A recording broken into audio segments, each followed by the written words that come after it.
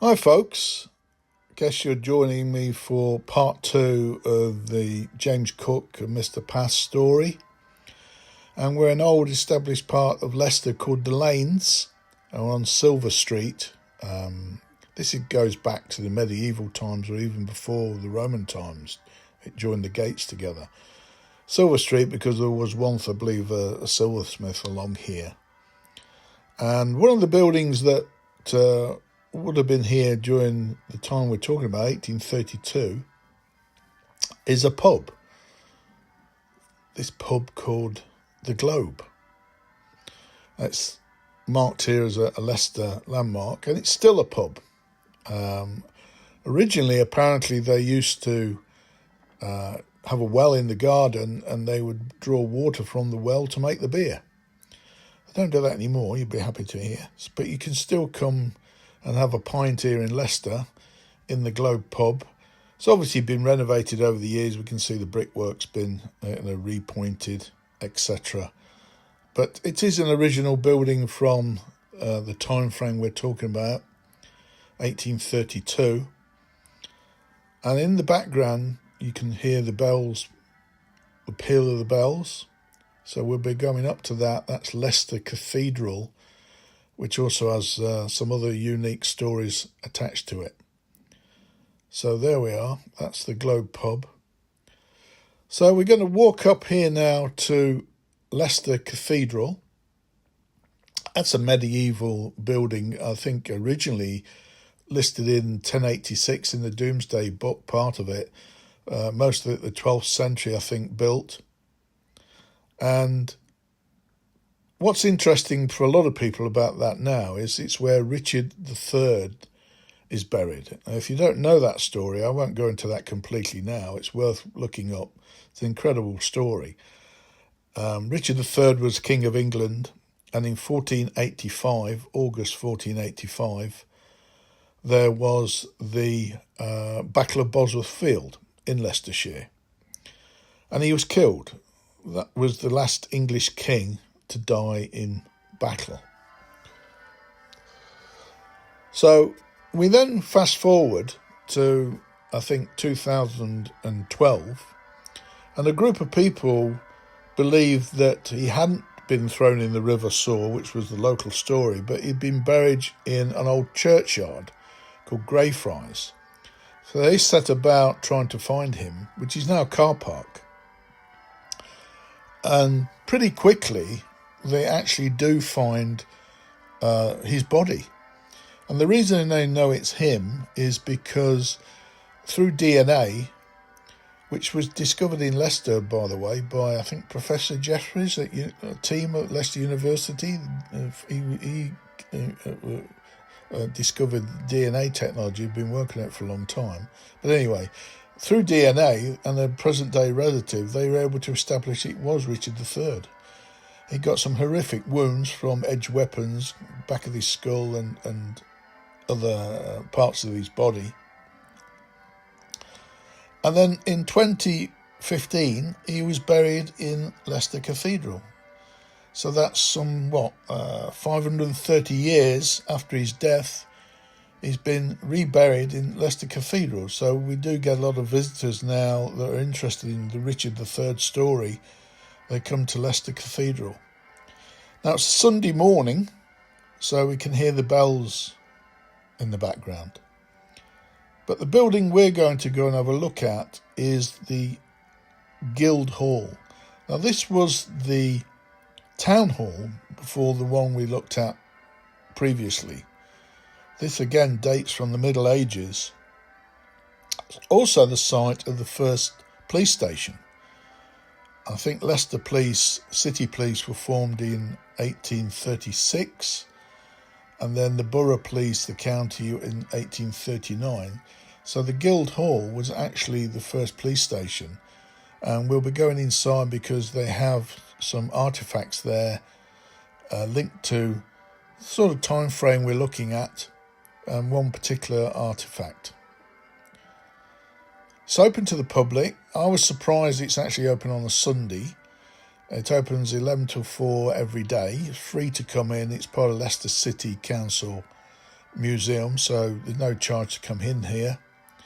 I think to go and see Richard, there's no charge as such, but they look for a sort of contribution, I believe, if you want to go into to see the tomb of Richard III. So look, the old buildings, slate roofs, which are very common, of course, lead guttering, lead downpipes for the rainwater.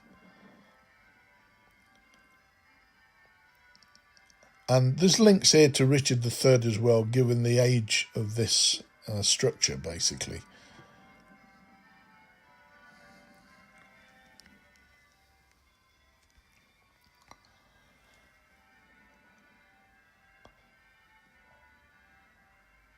There we are, picture of Richard. And we'll be looking at that statue. It's just around the corner, so we can have a look at that as part of this story.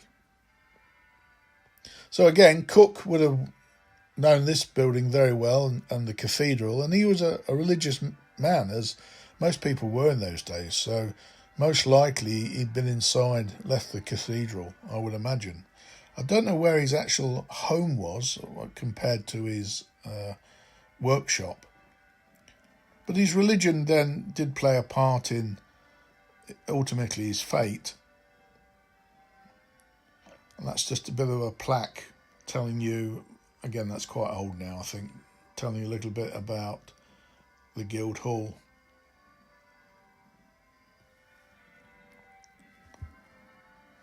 Bells pealing in the background.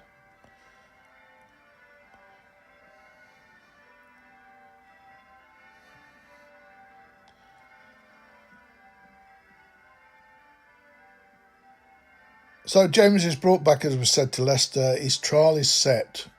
He's held in Leicester Jail during July while they organise his trial. And his trial is set for the 7th of August.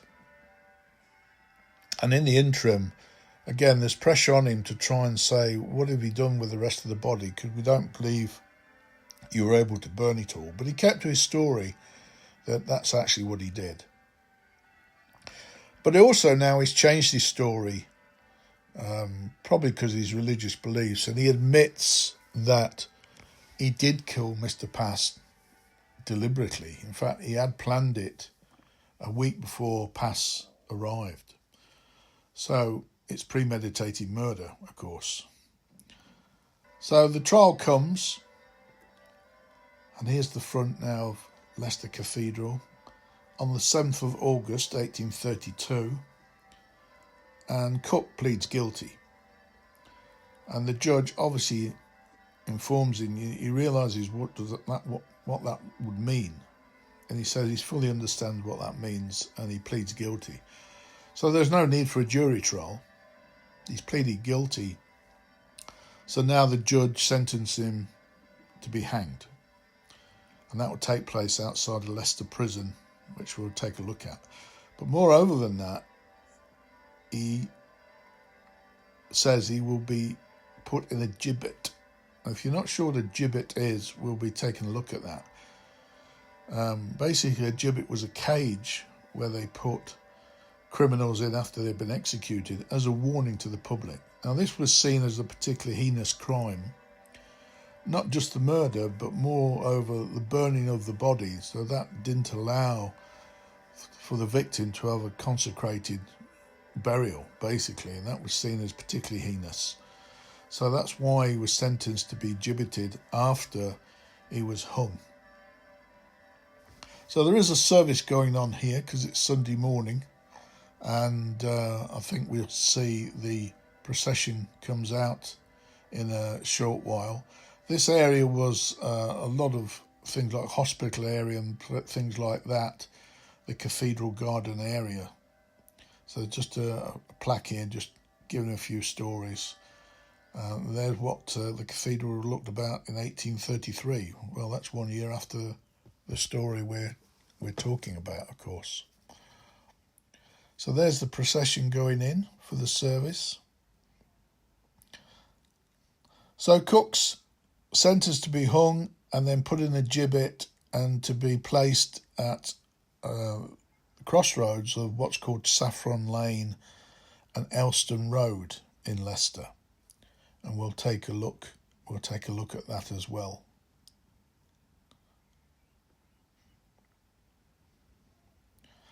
Now, very close to here is the statue of Richard III. So we'll just go and take a look at that. Richard III's a famous king because of this story, but also he was a play by William Shakespeare. He was always called a hunchback because Shakespeare was on the other side, so to speak, and obviously Shakespeare was writing this a couple of hundred years after what had happened. But when he was found, he did have a deformity of the spine, and so there was some truth in that, except that he had a deformity of the spine. So there's King Richard III. And also here there is a museum that you can go into, which is paid. You have to pay to go in there, which tells a story. And also, of course, you could visit, if you're really interested and you're in this area, especially if you're visiting from abroad, then you definitely want to do both of these things. You can visit the battlefield. It's not that far out of Leicester, and there's a museum there also, and there's a walking tour, self-walking tour. It's not a big area that you can walk around to visit the various places on the battlefield. Well worth doing. So that was August 1485. That building used to be an old girls' school. Okay, now we're on the way to Leicester Jail. This is what's called the Magazine Gateway. It's the only remaining part. There was a wall here, and this was the religious area, and that was the gateway into it, and traffic used to go through that gate. I think they only stopped it in the 1900s. And it's called the Magazine Gateway because during this English Civil War, the parliamentarians kept their shot and powder in there. Used to be a museum, which it's closed now as a museum, it's shut, and they transferred everything over to another museum just over there called Newark Houses, which I have featured on one of my earlier boot videos. And also this area now is very much De Montfort University, one of the universities in Leicester. So a lot of students and that sort of area around here. So it stands as a memorial to past times, the Magazine Gateway.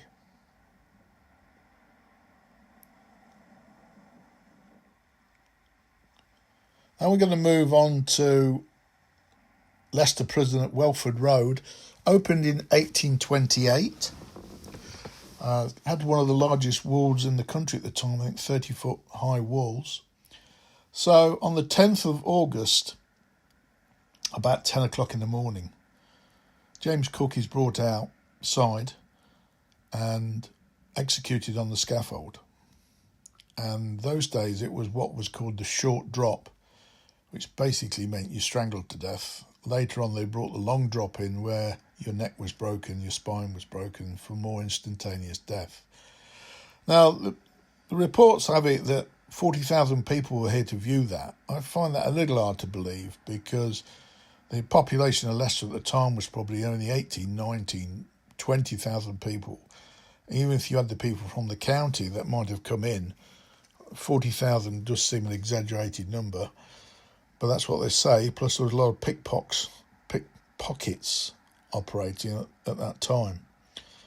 So that's Leicester Prison, where James met part of his fate. But they're saying the second part of his fate was to be put in a gibbet. And we're going to be going back to the Guildhall and looking inside, and there they have a replica of the gibbet. Not the original, but a replica. Now these are cells, some of the original cells from, this was the first Leicester police station, as I think I mentioned, opened in 1836. So James was probably not in this particular part at the time. He was more likely gone to the Welford Road jail. But what they've got here is some exhibits of, what it would have been like to be inside one of these cells in Victorian times. And some of the stories behind some of the characters that they're depicting in here. Obviously pretty grim when you see what's inside these cells, which is basically nothing, with a bucket for sanitary issues. They've got some early mug shots, quite sad when you see especially ones of the children. Victorian mug shots that they started to use. Because again, they were making big advances then in criminology. Fingerprinting was coming in, photography was coming in. It was changing how they handled policing, basically. This is Emma Smith, 17, who stole something from a clergyman, sentenced to jail. Again, hard bed there to lie on, bucket. Yeah, not very pleasant, is it?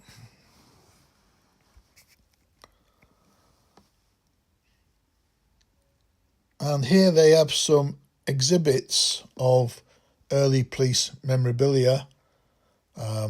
Shackles. The hat they used to wear was the old top hat and made from beaver fur, which of course there was a lot of trappers in America trapping beavers. That was before they went to the more traditional helmet we know now. Before they had radios, they had whistles. And before they had whistles, they had rattles as a warning device. And obviously they carried a truncheon as well. That was their only protection. Of course, they weren't armed. So that's the rattle they would have carried, and a truncheon. So this is what a gibbet looks like if you've never heard or seen one. It was widely used in the 17th, 18th century rather, in the 1700s, particularly with highwaymen. They would put them in the corners of the road as a warning, used for particularly heinous crimes, which this was seen to be. So this isn't the original, this is a replica.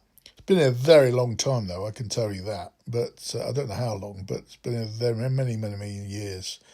So as you can see, it's an iron cage. They put the body on that, and at the corner of Saffron Lane and Elston Road, they put it up on a 33-foot pole. Unbelievable, really. Now they have what they call Cook's Hymn here. I look at it more of a prayer. He wrote this the night before he's going to be executed. He knew well by then, earlier than then, what was going to happen to him. So his religious beliefs brought him back to making the confession and basically praying for his soul. And they have more photographs here, mugshots, early Victorian mugshots, including, that's that girl, the 17-year-old girl. The one on the left is the pickpocket. And they look back at you from history. Interestingly, of course, some didn't want their photographs taken. They were being forced by the police to have their photographs taken. Early mugshots of Victorian England.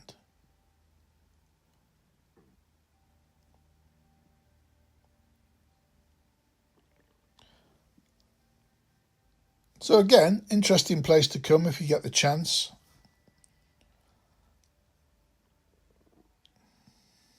Moving on from them, I think we're going to see, there's the story of the young girl we saw in the cell.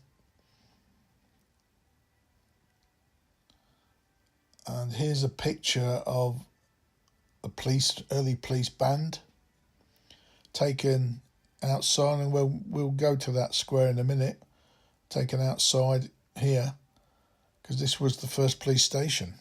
So 1836 they started, and the county or borough police in 1839. Now they also have a bit of a story here about James Cook. And, there used to be these print sheets that would give people the news, because there's no Netflix in those days, so this is where people got their entertainment from. And they used to print stories, they called them penny dreadfuls, right up to sort of late Victorian times and Jack the Ripper.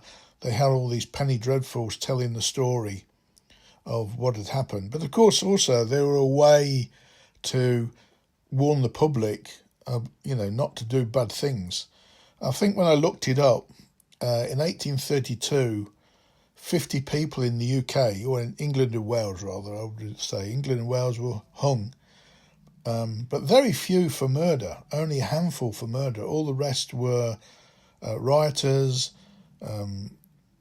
burglary, rape, arson.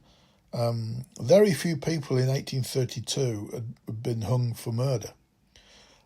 So the deterrent, let's face it, did seem to work, particularly if you were going to be hung up outside the jail. They stopped the public executions in, I think, 1860s.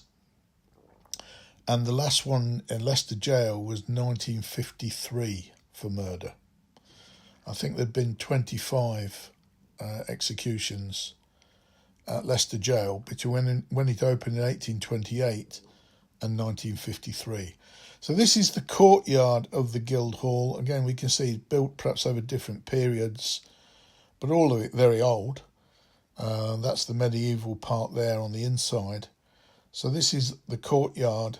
And again, there's other things to see. There's empty rooms, but atmospheric. And when I say atmospheric, this is one of the two buildings which is reputed to be haunted, one of the most haunted buildings in Leicester, if depending on your beliefs on that sort of thing. But it would be understandable given all the history of this building.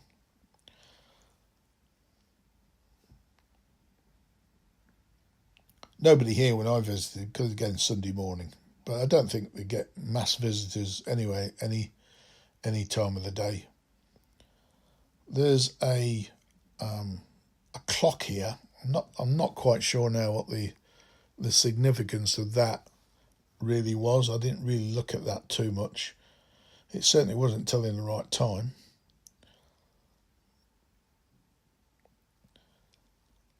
And again, that just shows, there's Leicester Cathedral next to it, of course, and that's just showing the way into the cells that we actually have been to already. So what we'll be visiting now after this is where the final story for James, and that is the junction of Aylstone Road and Saffron Lane in Leicester. I think that junction's changed over the years. So that's Aylstone Road there, and then Saffron Lane was on the left, and apparently that's where the gibbet was put up.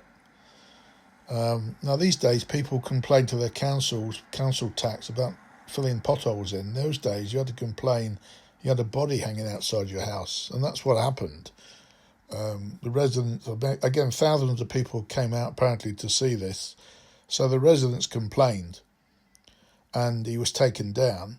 And this is the last time in England and Wales a gibbet was used, because it was shortly outlawed after that, mainly because of this case and the way the population had reacted, and the horrors of all these people wanted to come and see this body.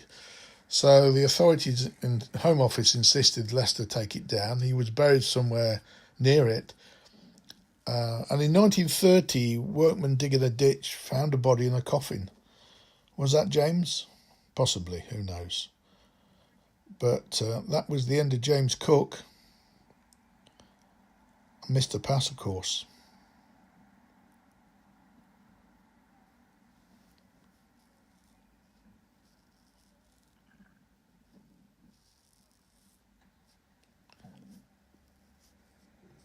So be good out there.